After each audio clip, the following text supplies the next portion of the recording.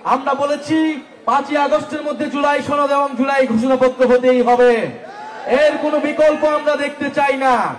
সরকার জুলাই সনদের খসড়া প্রকাশ করেছে, কিন্তু আমরা বলেছিলাম জুলাই সনদ সংস্কার শুধু ঐক্যমত হলে না, এই সংস্কার কিভাবে বাস্তবায়ন হবে সেই বিষয়ে ঐক্যমত হওয়া লাগবে।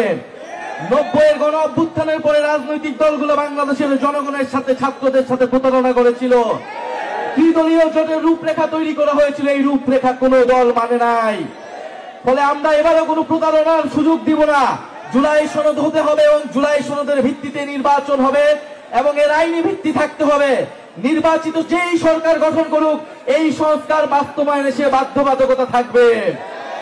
প্রিয় সংগ্রামী বন্ধুগণ, আমরা আশা করব 5ই আগস্টের মধ্যেই অন্তর্বর্তী সরকার এবং সকল রাজনৈতিক দল জুলাই সনদ এবং জুলাই ঘোষণাপত্র জারি করতে পারবে এবং আমাদের যে আকাঙ্ক্ষিত গণ অভ্যুত্থানের 1 বছর আমরা সকলে একসাথে আমরা সেলিব্রেট করতে পারবো, বিজয় উদযাপন করতে পারবো। আমরা জানি গাজীপুরে অনেক শহীদ রয়েছেন, এই গাজীপুর চৌরাস্তায়, এই টঙ্গীতে আমাদের অনেক ভাইরা শহীদ হয়েছেন। আমরা সে সকল ভাই বোনের বাবা মার সাথে আজকে কথা বলেছি। সে সকল শহীদ পরিবাররা নানা হুমকির শিকার হচ্ছে।